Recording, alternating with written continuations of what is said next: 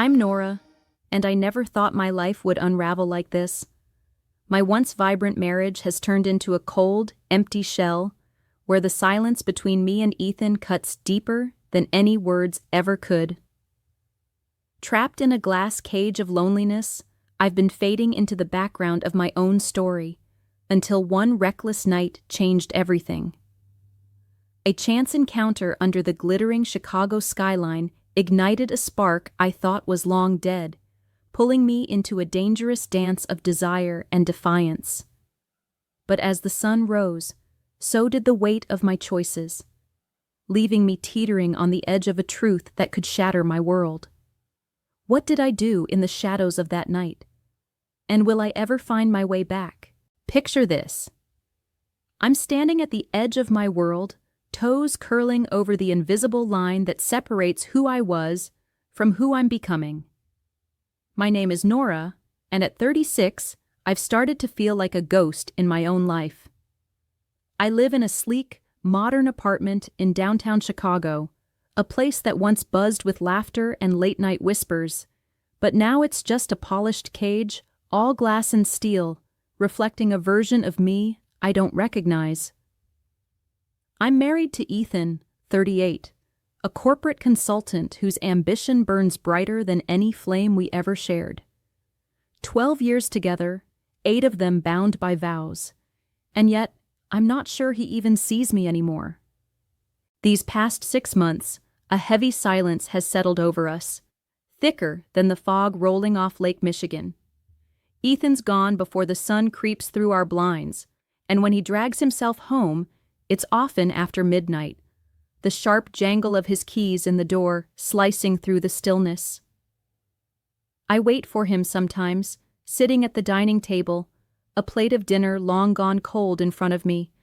The candles I lit hours ago burned down to stubs. I hear that familiar click of the lock, and my heart jumps, hoping for a glance, a word, anything. But he shuffles in, shoulders slumped, eyes glued to his phone, muttering, "I'm tired," before vanishing into the guest room under the guise of work.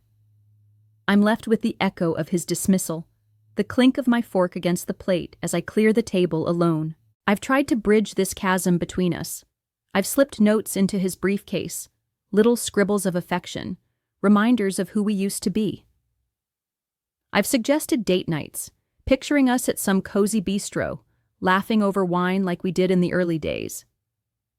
I even booked a weekend getaway to a cabin in Wisconsin, imagining us tangled up in blankets by a fire, rediscovering each other in ways that make my cheeks warm just thinking about.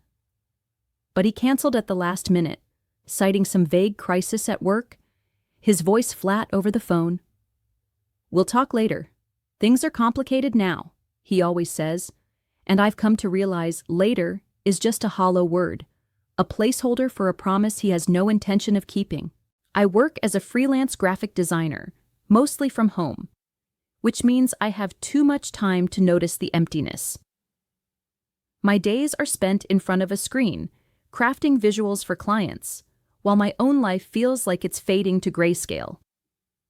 The loneliness is a physical thing, a weight that presses down on my chest, a shadow that trails me through the apartment's empty rooms. I wander past the framed photos on the wall, us at Navy Pier, grinning like fools.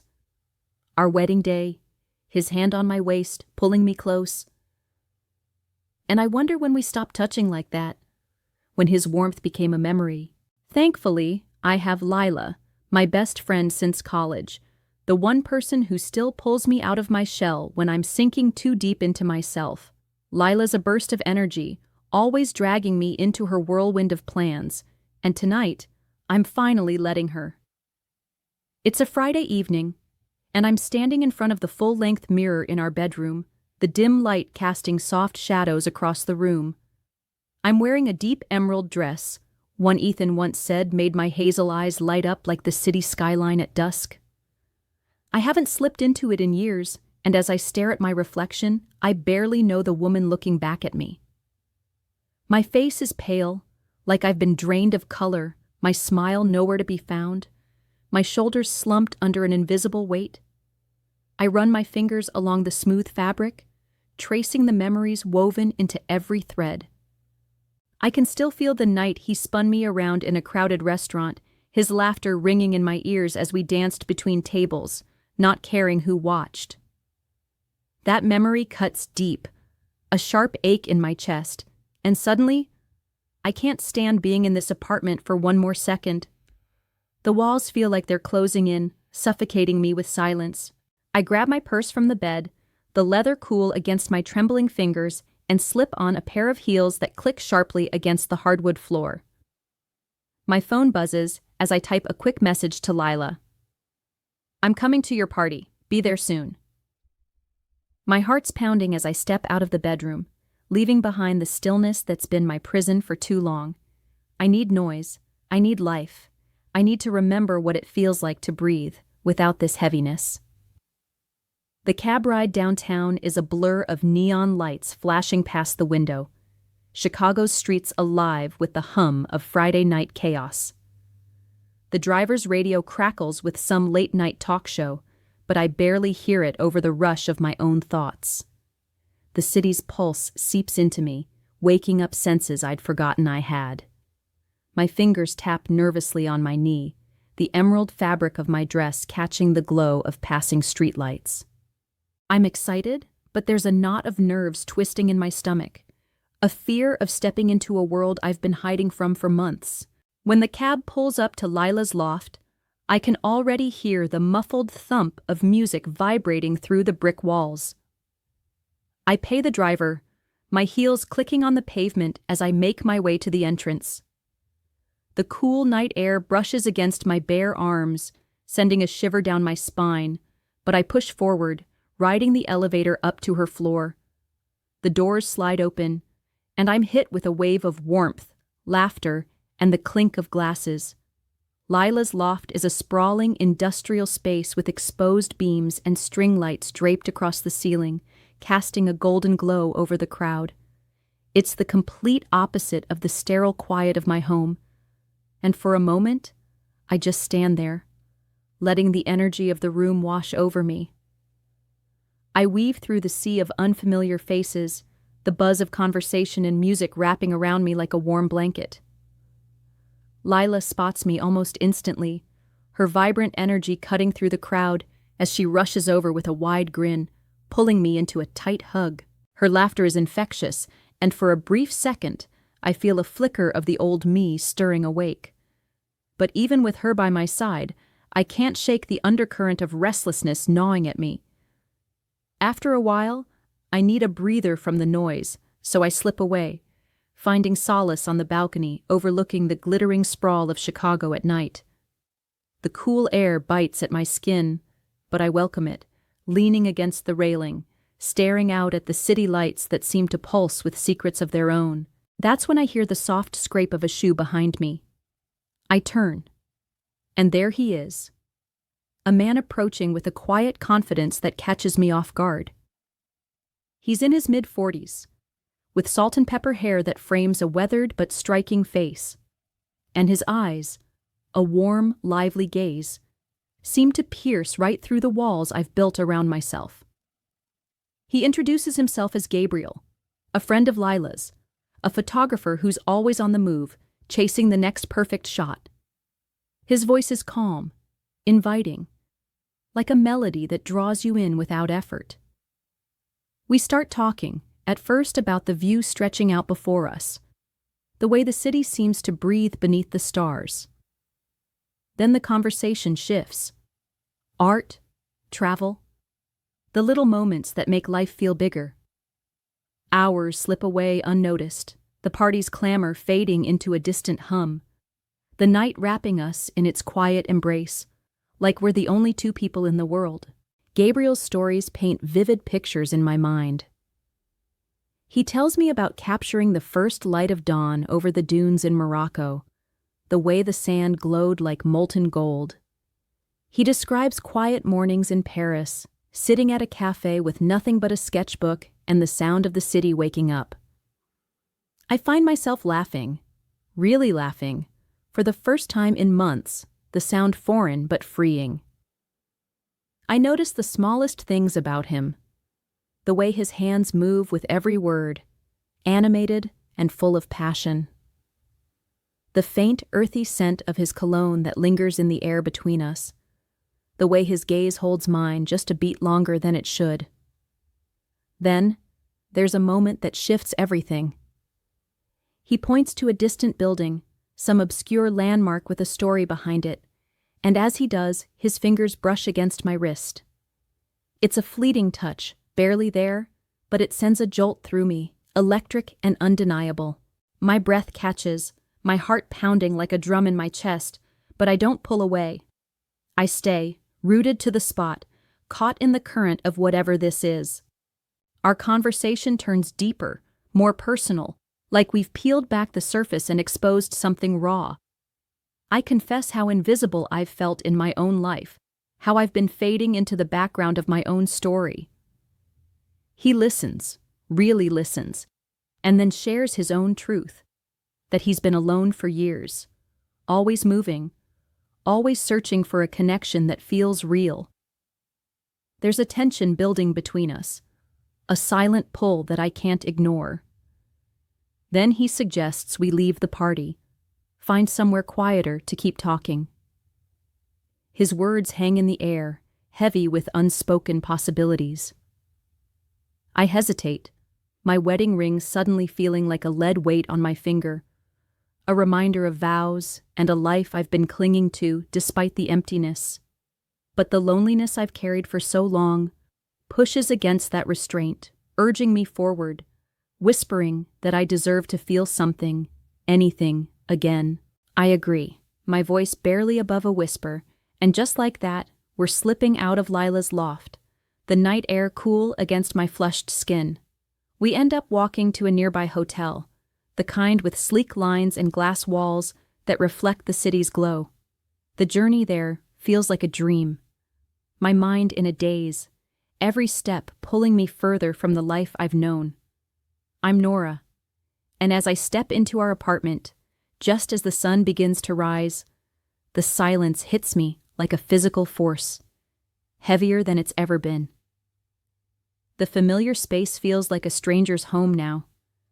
The polished countertops gleam under the faint morning light, untouched and cold, a stark contrast to the warmth I felt just hours ago.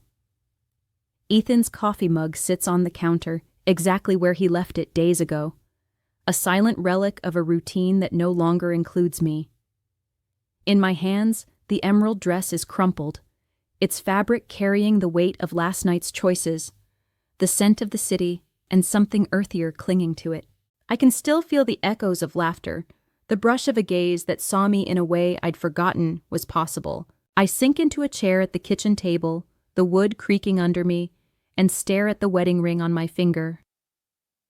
It catches the light, a tiny glint of gold that feels like a shackle now, binding me to a life that's been draining the color from my soul. My mind replays the night with Gabriel, every moment vivid and sharp. The way the city lights reflected in his eyes, the quiet intensity of our shared confessions, the unspoken pull that led us to a place where time seemed to stop. I remember the heat of connection, a spark that ignited something dormant inside me, a reminder of what it means to feel alive.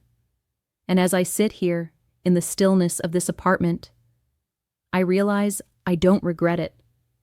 Not the laughter, not the closeness, not the way I let myself be seen. But the guilt is a storm brewing in my chest, clashing with a fierce defiance and a clarity I can't ignore. I'm terrified of what this means for my marriage, for the vows I made, for the future I thought I'd secured. What have I done? What am I willing to risk? I can't pretend anymore. I can't keep walking through this life like a shadow, waiting for Ethan to notice I'm still here. He needs to know how far I've been pushed, how deep the loneliness has cut, how I've been forced to find my own way to breathe again. My chest tightens with raw emotion, a mix of anger and sorrow and something like liberation. I reach for a notepad and pen from the counter, my hands trembling as I grip them, the weight of what I'm about to do pressing down on me. I start to write, the words spilling out like a confession I've held in for too long. Now you know what the edge feels like, and I know I'm still alive. Each stroke of the pen is cathartic, a release of months of pain, of unspoken hurt, of nights spent staring at the ceiling, wondering if I'd ever feel whole again. The ink bleeds slightly on the paper, mirroring the mess of my emotions, but I keep going until it's done. I read it over once, twice, my heart pounding in my ears, and then I place the note on the kitchen counter, right where Ethan will see it when he comes home, if he even bothers to come home. I stand there for a moment, staring at the note, the words glaring back at me like a challenge. My breath is shallow, my mind racing with what-ifs, but there's no turning back now. I move to the bedroom, my steps heavy, and pull a small bag from the closet. I don't know if I'm leaving for good or just for the day, but I can't stay here, not with the weight of that note lingering in the air. I toss in a few essentials: clothes, a toothbrush, my laptop, each item a quiet declaration of uncertainty. Zipping the bag shut feels final, like I'm closing a chapter I'm not ready to end, but I sling it over my shoulder anyway and head out the door, the click of the lock behind me echoing in the empty hallway. I make my way to Lila's place, the early morning streets of Chicago quiet, except for the occasional hum of a passing car. The city feels different now, like it's holding its breath along with me. When I get to her loft, I'm at Lila's loft, sprawled on her couch with a mug of chamomile tea cradled in my hands, the steam curling up and warming my face. The afternoon light filters through the tall windows, casting long shadows across the hardwood floor. Lila's been a rock, letting me crash here without pressing for too many details, though I can see the questions in her eyes every time she glances my way. I've been replaying the last 24 hours in my mind, the weight of that note I left for Ethan sitting heavy on my chest, like a stone I can't dislodge. I keep wondering if he's seen it yet, if he's even been home, or if he's still buried in whatever corporate chaos keeps him away from me. My phone sits on the coffee table, silent, mocking me with its stillness, until it suddenly buzzes to life, the screen lighting up with a name I haven't seen flash there for a call in months. Ethan. My stomach drops, a cold wave of dread washing over me. It's not a text, not a quick, impersonal check-in about bills or schedules. It's a call. My hand hovers over the phone, trembling, before I finally swipe to answer, my voice barely a whisper as I say, "Hello? Nora, what does this mean? What edge? Where are you?"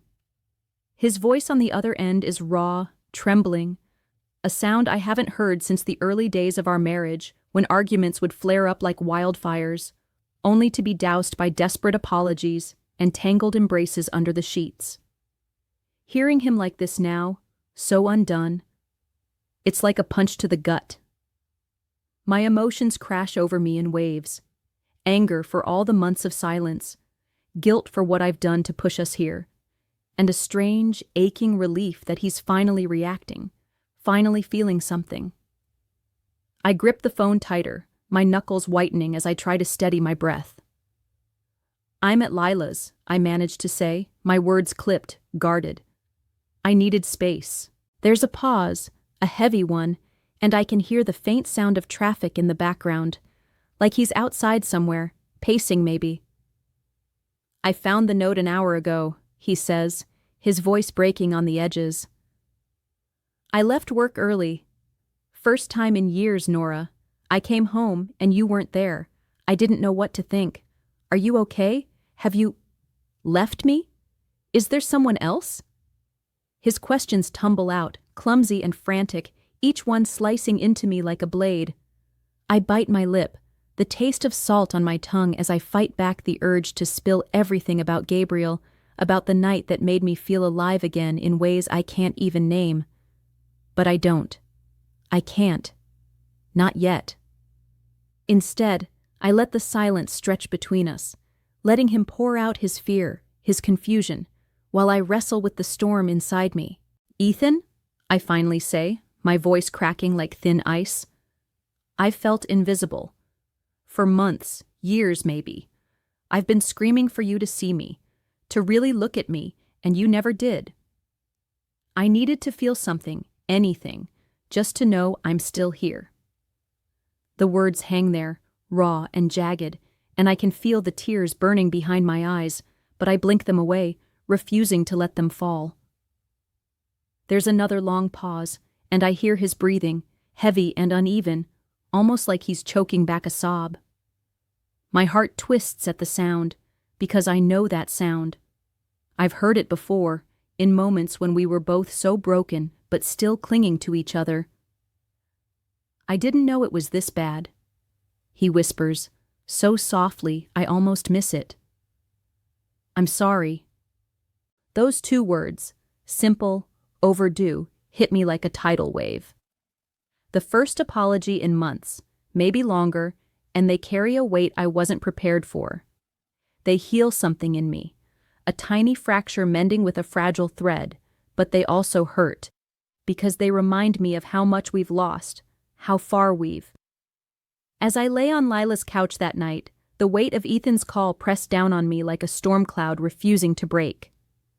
His voice, raw and trembling, kept looping in my mind, each word a shard of glass cutting through the numbness I'd wrapped myself in. I tossed and turned, the unfamiliar cushions creaking beneath me, unable to shake the sound of his desperation. "I didn't know it was this bad," he'd whispered.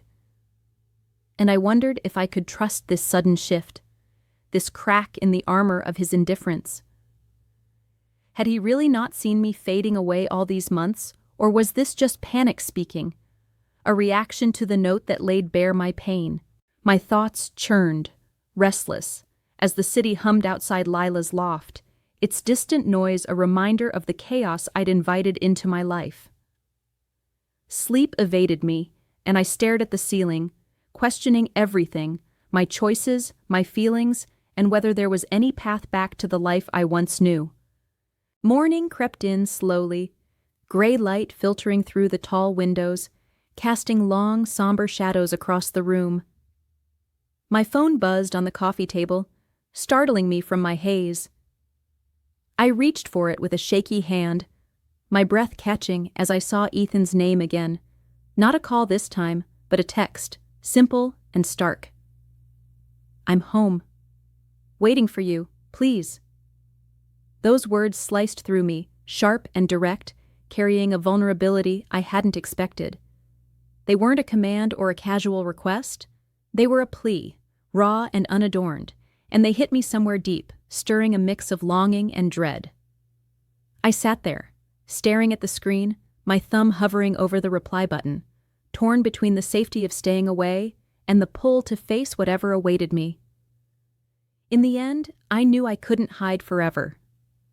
I had to go back, not to fall into his arms or pretend everything was fixed, but to stand in the wreckage of us and see if there was anything left to salvage. I typed a quick message to Lila, letting her know I'd be out for a while, then gathered my things with mechanical precision, my mind already racing ahead. The cab ride back to our apartment felt like a march to a battlefield. Every block we passed a step closer to a confrontation I wasn't sure I was ready for. The city blurred outside the window, a smear of concrete and steel, while my stomach twisted into knots. The driver's radio played some mournful jazz tune, the saxophone's wail mirroring the ache in my chest. My fingers gripped the strap of my bag, the leather digging into my palm as I tried to steady my breathing. What would I say when I saw him? How could I explain the depth of my hurt without revealing the full extent of my betrayal? The uncertainty gnawed at me, a relentless beast, as the cab pulled up to our building, the familiar glass facade looming like a silent judge. Stepping out, the cold air bit at my skin, grounding me for a fleeting moment. I paid the driver, my hands clumsy with nerves, and made my way to the elevator. The ride up was agonizing, the creak of the old machinery amplifying the pounding in my chest. Each floor we passed felt like a countdown, the numbers on the display ticking off the seconds until I'd have to face Ethan. My reflection stared back at me in the mirrored walls, pale and drawn, my hazel eyes shadowed with exhaustion and doubt. The doors finally slid open with a soft ding, and I stepped into the hallway, the silence of the building pressing in around me. My keys jangled as I unlocked our door, the sound unnaturally loud, and I pushed it open with a breath I hadn't realized I was holding. There he was, sitting at the kitchen table, the note I'd left still clutched in his hand, its edges crumpled from his grip. Ethan looked like a man who hadn't slept in days. His tie loosened haphazardly around his neck, his shirt sleeves rolled up unevenly, and his eyes, those familiar brown eyes, red-rimmed and hollow. For the first time in months, maybe years, he looked at me, really looked at me, searching for answers. Don't forget to subscribe, like, and comment if you enjoyed this story. This will help us create more engaging stories for you.